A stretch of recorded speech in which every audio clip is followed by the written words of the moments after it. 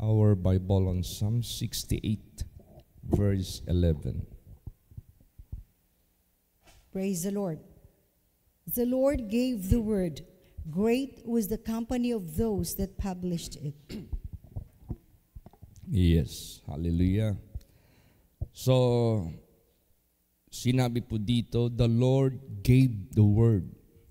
Itong gospel or matawag nating word of God or Bible, which is the word of God, it is the Lord, it is God who gave it. No? Siya yung nagbigay nito. This is not a so-called cunningly devised fables. Itong Bible, word of God ito. Hindi po ito kwento-kwento lang, hindi po ito yung maganda ang pagkahinang ng mga kwento-kwento lamang at isinulat. Hindi po. At hindi po ito sinulat ng mga tao na personal nila itong nabuo. Hindi po. Kaya nga sinabi dyan, this is not being written by any private interpretation. But this is being written by the holy men of God, inspired by the Holy Ghost. Kaya ang Word of God, it is God who made it. It is God who gave. No? Siya yung nagbigay nito. Tingnan mo yung si Moses who wrote the book of Genesis down to Deuteronomy. Paano niya masulat yung Genesis 1, the creation of the universe, when he was not yet born? Hindi mo pwedeng maisa-isayan ang mga bagay na hindi ka pa ipinanganak. How could you witness? How could you know? But dahil siya po ay inspired by the Holy Spirit or by the Holy Ghost or by God, dinikta ng Diyos sa kanya. What is the beginning? What is the first day?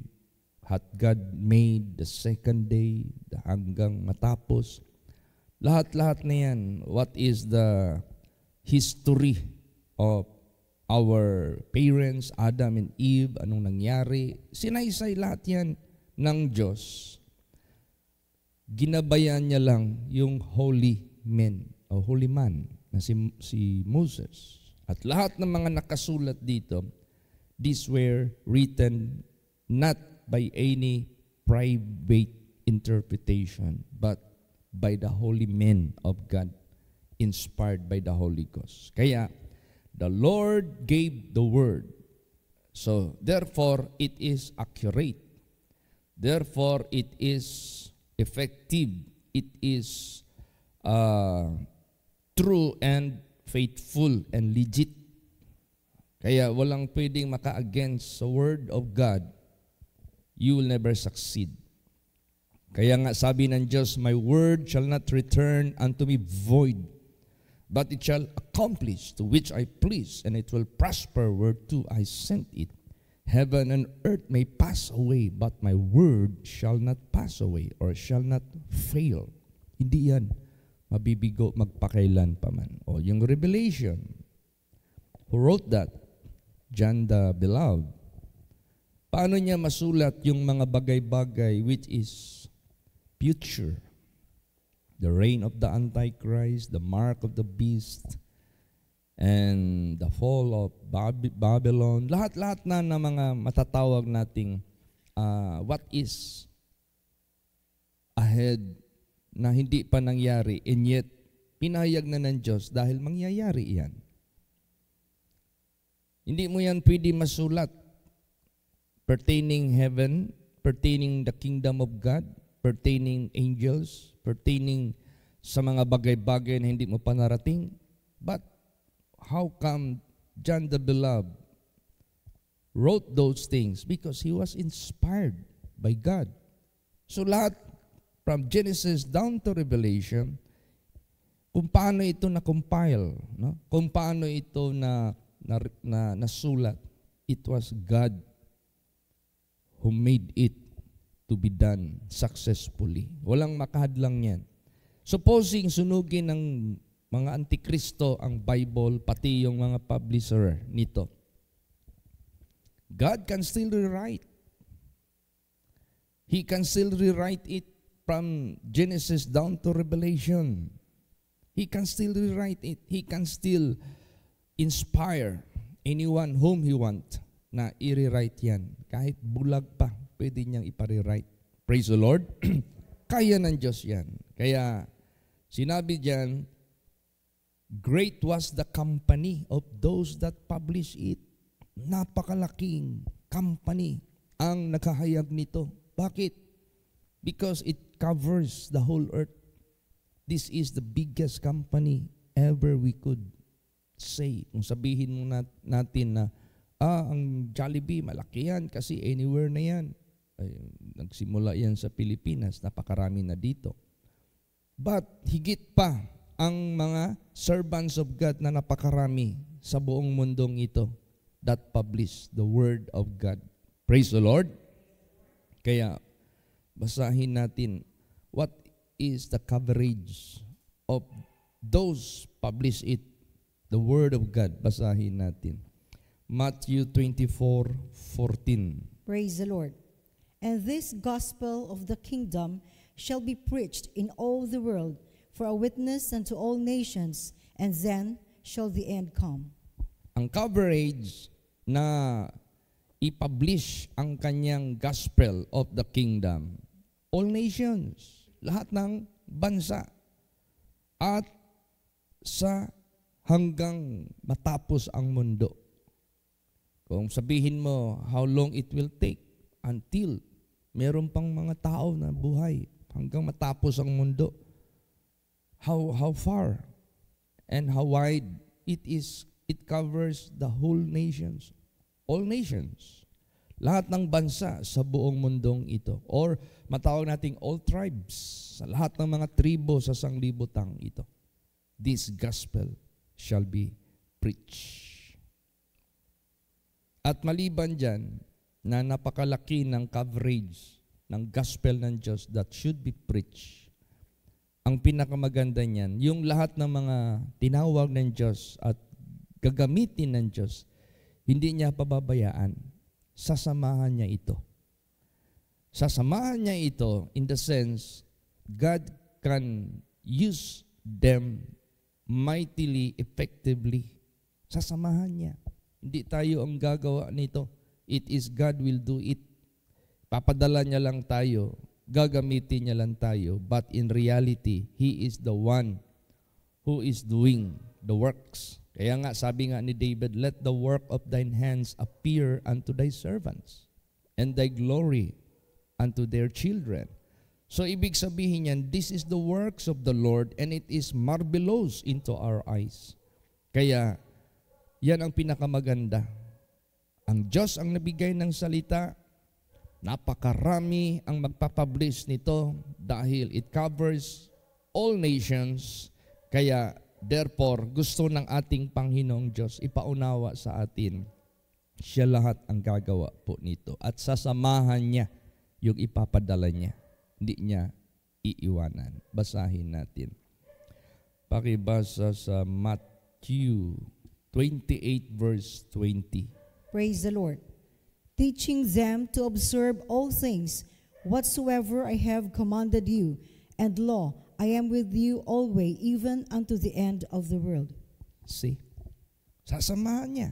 Hindi niya iiwanan basta ipadala na lang sila without Him. Kasi kung ang mga magpapublish o magpipreach o magtiteach ng kanyang gospel saan-saan, kung wala siya, sinabi dyan, without Him, we can do nothing. Wala tayong magagawa. You cannot preach the Word of God effectively, accurately without Him, without Jesus, without God, without the Spirit of God. Hindi yan maging successful. Kaya, it must be with Him. It must be through Him. It must be by Him. Praise the Lord. Kaya sa buhay natin, rumarami ang nangangailangan ng banal na salita ng Diyos, even the entire world, let us pray to God that He will send laborers. Hindi tayo ang nagpapadala eh. We are not the one that will send someone over to many countries, to many places, to bring the gospel of God. But it must be God that will send. Kasi kung padala ka lang ng tao, wala. Hindi ka maging successful, hindi maging legit ang iyong gawain. Hindi talaga. Pero kung padala ka ng Diyos, God will guide you, God will protect you, God will use you, God will work through you. Siya yung gagawa sa pamagitan mo. Praise the Lord. Kaya basahin natin what we have to pray. Anong dapat nating i-pray? Basa. Matthew 9:37 hanggang 38. Praise the Lord. Then saith he unto his disciples, The harvest truly is plenteous, but the laborers are few. Pray ye therefore the Lord of the harvest, that he will send forth laborers into his harvest. Yan. Pray ye unto the Lord of the harvest, that he may send laborers, that he will send laborers. Siya yung mag-send. Tayo, mag-pray lang tayo. Lord Jesus, call more laborers of yours. Jesus, you send more laborers to the harvest, because the harvest is so plenteous, but the laborers are few. Lord God Almighty, send laborers into your harvest. Siya yung mag-send. Praise the Lord. Kaya, at maliban dyan, siya yung magpili. Kaya nga sinabi dyan, you have not chosen me, but I have chosen you and ordained you that you should go and bring forth fruit, and that your fruit should remain. And whatsoever you ask in my Father, in my name, I will give it to you. It shall be given to you. So siya yung pumipili, siya yung nagpapadala. Praise the Lord. So, ngayon, tingnan mo, si Pastor Samuel Gabre, he never thought he could be the one of the servants of God to preach the gospel, because his ambition was to be a millionaire at the time, to be somebody in this world in carnality, in materialist, in material things. Pero tinawag siya ng Diyos. He cannot avoid, he cannot escape. Binasag yung ulo niya. Like Paul. Oh, si Paul.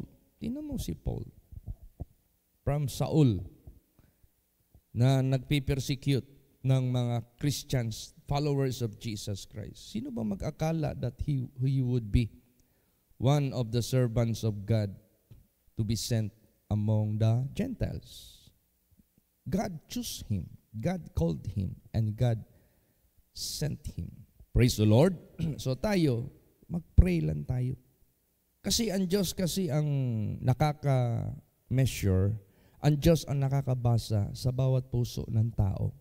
Kasi ang ipapadala niya, hindi yung magsasalita sa kanyang sariling word.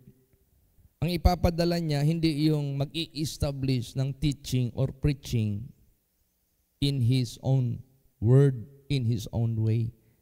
It must be siya na ipapadala ng Diyos must speak in behalf of God. He will be speaking as the oracle of God. Susunod-sunod lang yan siya anong sasabihin ng Diyos. Anong dikta ng Diyos, sasabihin niya talaga yan. Praise the Lord. Kaya ang ipapadala ng Diyos, meron mang pipiliin ang Diyos, it is always according to His heart. God will give the people of the world, saan man niya ipapadala ang kanyang mga servants, according to His heart. Basahin natin, Jeremiah 3:15. Praise the Lord. And I will give you pastors according to mine heart, which shall feed you with knowledge and understanding. Yes, para hindi mawala yung mga tupa, para hindi ma-mislead yung mga tupa. If merong preacher, hindi na salita ng Diyos ang pinipreach, kundi sarili niya niyang buhay ang pinipreach, sarili niya ng buhay ang pinapalaki, sarili na niyang buhay ang kanyang ini-introduce. Ano sabi ni Paul? If somebody preach unto you not according to the gospel that we preach to you, let him be accursed. Kahit anghel pa yan. Pag nag-preach siya sa inyo differently, not according to the word of God, not according to the truth, not according to the gospel, let him be accursed. Huwag niyo silang pasalitain. Bakit? Hindi yan pinadala ng Diyos. Pinadala yan ng diablo to mislead people. Pinadala yan ng diablo to make confusion to the people of the world. Pinadala yan ng masamang espiritu. Kaya, therefore, lahat ng mga naglilingkod sa Diyos o ginagamit ng Diyos o tinawag ng Diyos, don't ever speak on your own behalf, but speak in behalf of your master. Praise the Lord. Speak the word of God. Kailangan maging clean vessel tayo. Kailangan maging humble tayo. Kailangan maging meek tayo. Kailangan maging God-fearing tayo. Sisidlan lang tayo ng banal na espiritu ng Diyos. Siya yung gagawa nito. Siya yung kikilos po nito. So according to His heart, not according to our own way. Praise the Lord. So that we will feed the people according to the knowledge and understanding na manggagaling sa Diyos para ito matatawag nating legit. Ngayon, kung saan man tayo ipadala ni Lord Jesus Christ, huwag tayong magreklamo. Saan man tayo ilagay ni Jesus Christ, huwag tayong magreklamo. Sunod-sunod ka lang. Yan din yung experience ko. Pag sabi ni Pastor Samuel Algabre, o Chito, assign ka sa Marilog, assistant ka ni June Asildo. Walang reklamo. Punta ka doon sa Cebu, assistant ka ni Tommy. Walang reklamo. Punta ka ng Dumaguete, assistant ka din ni Bobby Neri. Okay, advance party ka doon sa Manila. Wala tayong complain. Praise the Lord. Para tayong mga sundalo. You always obey your master because your master is perfect. Because your master, God knows what to do and how to do. Sunod lang tayo. Kaya nga, anywhere, saan man tayo ilalagay ni Jesus, sunod lang. Basahin natin yan. Acts 8:4. Praise the Lord. Therefore, they that were scattered abroad went everywhere, preaching the word. Yes, nagkalat na sila. Saan-saan sila nagbibigay ng word of God, where God is sending them, where God will send them. Punta sila. Pag sabi ng Macedonia, come over us and share the gospel of God to us. Punta si Paul. Pag sabi ng Holy Spirit, huwag kang magpunta dyan, hindi rin siya magpunta. So, sunod lang tayo ng sunod. Praise the Lord. Sa leading ng ating Panginoong Diyos. Ngayon, tayo na mga pastors, unawain din natin ang function ng kongregasyon. Unawain din natin ang function ng church. The church are composed of members with a pastor. Unawain natin yan, yung operation ng mechanism ng body of Christ. Para ma-recognize natin ang bawat part nito and let every part function well. Do well. Para tayo ng mga pastors, alagaan natin sila. Let us support them and let us pray for them and let us guide them. Ano-ano yung mechanism ng body of Christ? Basahin natin. 1 Corinthians 12:28. Praise the Lord. And God had set some in the church, first apostles, secondarily prophets, thirdly teachers, after that miracles, then gifts of healings, helps, governments, diversities of tongues. Yan. So this mechanism or parts of the body of Christ must exist well. Dapat mag-exist ito. Unang-una, apostles. These are the so-called spiritual workers of God to handle the Word of God 100%. Praise the Lord. Spiritual. Hindi tikangkang. Spiritual. 100%. Second, prophets. Why? Prophets. Because these are the instruments and the vessels of God to reveal something that we ought to know by prophesying, by vision, by dream. Pero ang mga prophets must also be pure. But the prophets also must be faithful, must be prayerful. Kasi alam mo, masamang espiritu, sumisingit din yan sa mga prophets to mislead his people.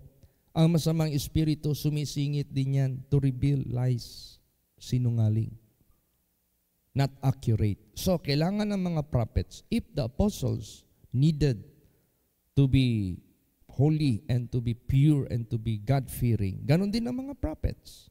Praise the Lord. Kasi gagamitin ka ng Diyos. Hindi sa sarili mo yan na pahayag. Hindi sa sarili mo yan na thought, na pag-iisip. It is purely God will reveal to you para i-reveal mo rin sa servant of God. Thirdly, teachers. We have so much teaching matters dito. You teach children, you teach young people, you teach adult. What are you teaching? Sometimes you teach pertaining the Bible. Of course. You teach, kaya may Sunday school tayo. Meron tayong music ministry, you teach music. Lahat-lahat na yan. Anything that is teaching matter. So may mga teachers. After that, miracles. Miracles, this is not only composed of one person. Tulad namin, how come miracles were done sa life ni Yap Iping? Because there is member who testified to the family. So miracles shall be done by team. Praise the Lord. Merong mag-testimony doon. Pag naniwala sila, i-endorse mo siya sa pastor. Pag na-endorse mo siya sa pastor, sabihin ngayon yung mga naniwala, can we invite you? Pupunta ka doon sa kanila. Magbigay ka na ng word of God. Magpa-pray sila, mag-pray ka na sa kanila. Ang miracle ang mangyayari. Bakit nangyari iyon? It is a team. It is always done by a team ba? Meron talagang magte-testimony. Meron talagang mag-coordinate o yung coordinator kung tawagin, kung paano niya i-meet yung mga tao na nangangailangan sa servant of God or sa servants of God. Praise the Lord. That miracles, gift din yan eh. Yung magbigay ka ng testimony, gift din yan. You cannot do that by your own way. Then gifts of healings. Gift of healings. Karamihan yan that exists to pastors. But this is permitted to members if it is in case of emergency. Praise the Lord. God gifted you such healing. Helps. This supports the work of the ministry. Mostly, these are the members who are in material side also. Yung nasa nagtatrabaho, yung mga professionals, mga negosyante, mga mikaya sa buhay, o sila yung ginagamit ng Diyos to support, to help, mag-donate, ng lupa, mag-donate ng sasakyan, mag-donate ng simbahan, mag-offer ng kung ano-anong mga bagay para sa gawain ng Diyos. Malaking tulong. Mga kasama yan sa members. Kaya you have to pray for all these things to exist in your congregation. Praise the Lord. Para yung mechanism ng ministry will work out and will be more effective. Governments, hindi pwede na meron kang congregation, ikaw pa rin ang treasurer, pastor, ikaw pa rin ang president, ikaw pa rin ang auditor, ikaw pa rin ang secretary. Hindi pwede yun.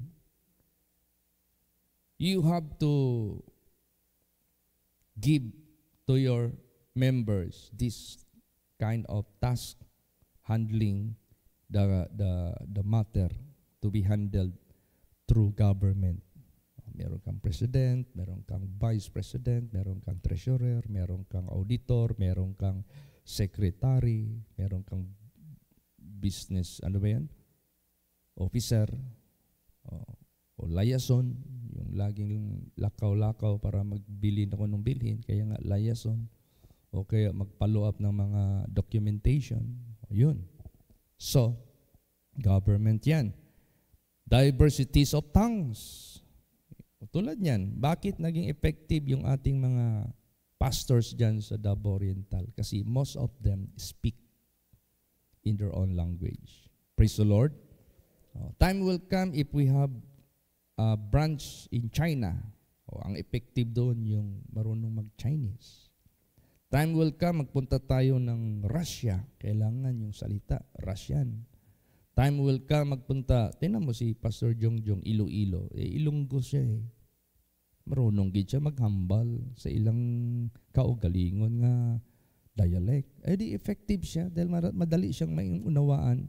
Alam mo nung kahapon nagbigay ako ng Word of God. Bisaya lahat. Kasi gusto ko rin na ang Davao congregation, dahil Bisaya speaking tayo dito, kahit paminsan-minsan man lang, magsalita ako ng pure Bisaya. Iba kasi, damang-dama mo talaga yung impact. Praise the Lord. Kaso, binabalik ko rin sa Tagalog kasi marami tayong tagapagpakinig na hindi marunong mag-intindi ng Bisaya. But I just want to give sometimes in Bisayan para sa aking kongregasyon. Para naman din sila, iba naman din ang kanilang mararamdaman pag Bisaya lahat. Praise the Lord. Yung Ilocano, yung mga Ilocano natin mga speaking, magsalita ka ng Ilocano dyan sa North. Di ba? Iba ang impact. Kaya ang ginawa ng government natin, okay, in every school, you must speak the so-called according to the dialect sa lugar na yan. Ang mga instructions para mas madaling maintindihan. Pasalamat na lang tayo kay Lord Jesus Christ. We have language which is national, dialect which is Tagalog. At least, mas marami din makakaunawa to make more large scale yung ating pag-deliver ng Word of God. Praise the Lord. Tapos halo-haloan natin kunti ng English para kung maipadala naman din tayo ng Diyos sa ibang countries na walang ibang salita as a Filipino, English lang maintindihan nila, makaka-handle naman din tayo. Makaka-expound naman din tayo ng husto. Kaya, ganun. Diversities of tongues. Hindi tayo pwede mag-stick sa isa lang. Praise the Lord. Hindi tayo pwede na tatayo sa isang dialect lang. No, you have to speak diversities of tongues. Kaya, yan ang i-pray natin. Lalong madagdagan pa tayo ng mga iba-ibang dialects by saving other nationalities. Praise the Lord. Yung mga pastoras natin sa Malaysia, most of them, puro mga marunong magsalita ng Malay. Di effective sila. Kung mayroong mga natives doon na makinig, di hindi sila magbisaya. Magtsakap malayo sila. Praise the Lord.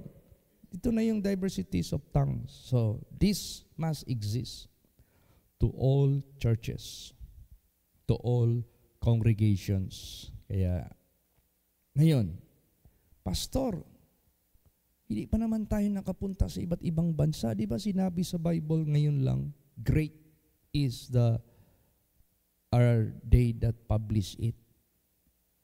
Baka merong mga preachers doon na sent by God na hindi natin kilala. Is that possible? Yes. Praise the Lord. Yes, that is very much possible. Maraming mga preachers ngayon sa sanglibutang ito which we do not know them. And yet, they are sent by God. And yet, they are used by God mightily. Nasa Bible ba yan? Yes. Because there was a time na meron ditong grupo bringing and using the name of Jesus, casting out demons. Pumalag yung mga disciples, pinigilan namin sila because they are not with us. Anong sagot ni Jesus Christ? Basahin natin. Mark 9:38 hanggang 40. Praise the Lord.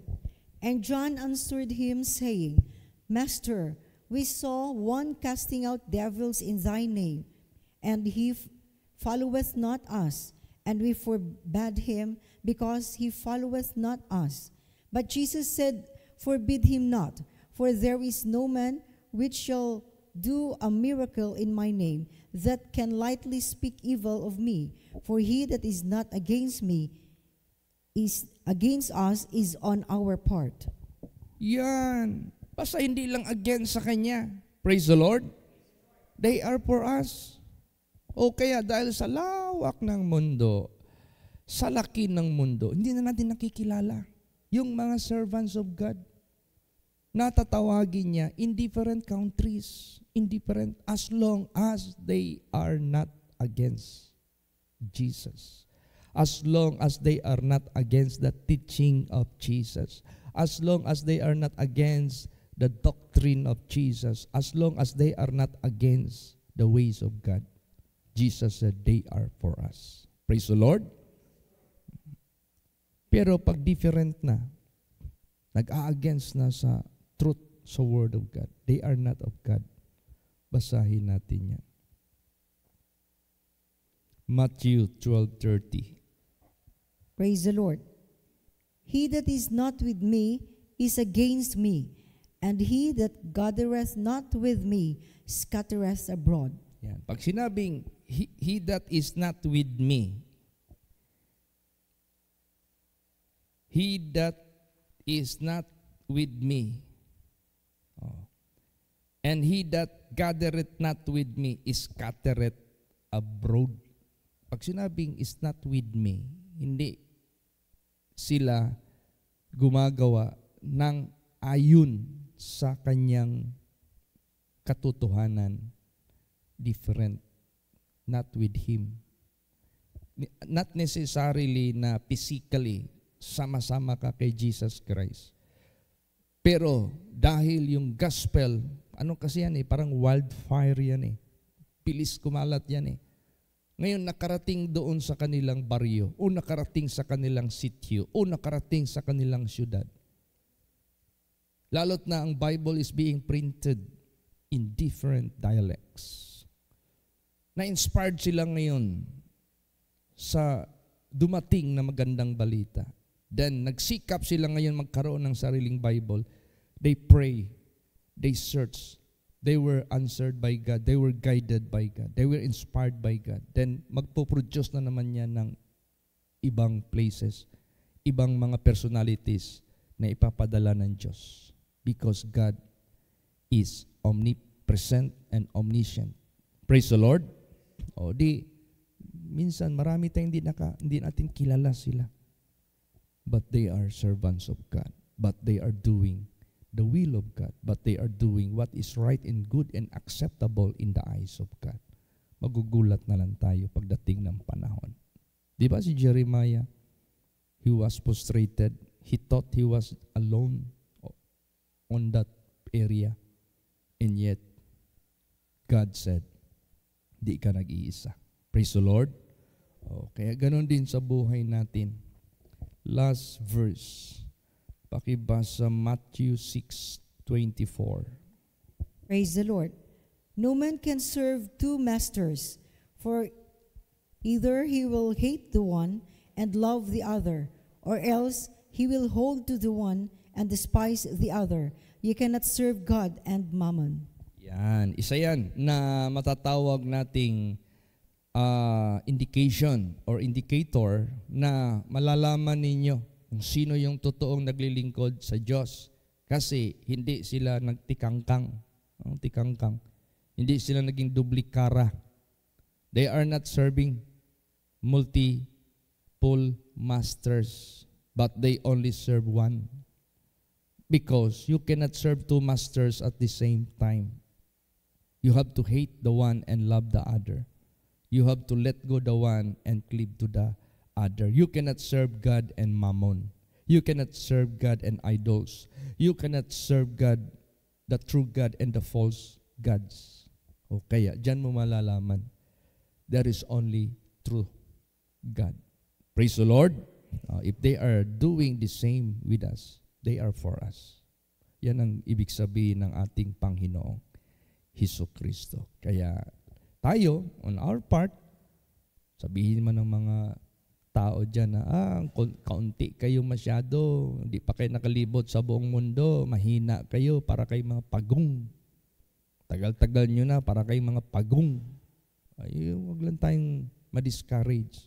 Basta sabihin lang natin, Lord, I'll go where you want me to go. I'll do what you want me to do. It doesn't matter maliit, malaki yung pinapagawa ng Diyos sa atin. Basta we belong to Him. Bahala na ang Diyos. Sino ipapadala niya sa ibang lugar na tumatawag sa Kanya ng buong puso. Basta tayo, dyan tayo sa Kanya. Kung darating man ang panahon, yung mga servants of God niya sa iba-ibang lugar, hindi natin acquainted, liligtasin niya, makita-kita na lang tayo doon sa Karian. So be it. Hindi naman ito matatawag nating na i-monopolize natin ito sa sarili natin, tayo-tayo lang. Hindi. Nagbigay na si Jesus dito ng pauna. Praise the Lord. Para tayo, ano man lang yung ipapagawa ni Jesus sa atin, small or great, never mind. Basta importante. We belong to Him, we are for Him, and we go to Him, and we honor Him, we glorify Him, we are servants of Him. Basta siya ang sasama sa atin. Hindi niya tayo iwanan. Yan lang ang ating panghahawakan until God will bring us up into His kingdom. Praise the Lord. So remember, let's pray na sa ating mga members, marami pang say, "Here I am, Lord, send me." Let's pray, marami pang tatawagin ang Diyos to be sent as a pastor. Dahil this gospel must be published to all nations. And Jesus will be with everyone na maghahandle ng kanyang banal na salita. I-pray natin ito. Marami pang tatawagin ang Diyos. Marami pang ipapadala ang Diyos. Praise the Lord. Magsitayo po ang lahat.